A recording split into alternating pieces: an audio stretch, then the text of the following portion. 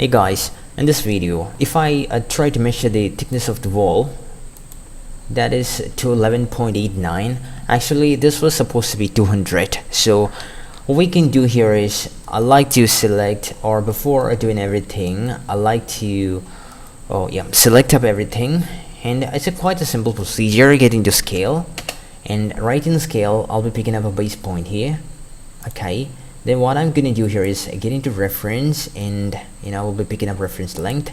First point is here and second point is here. Okay, then if you type 200, or the final length of the wall, or final length of the object which is supposed to be, then if I try to measure the thickness of the wall, that will be 200.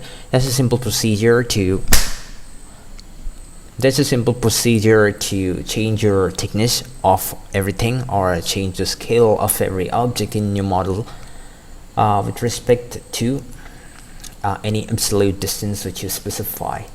And thanks for watching.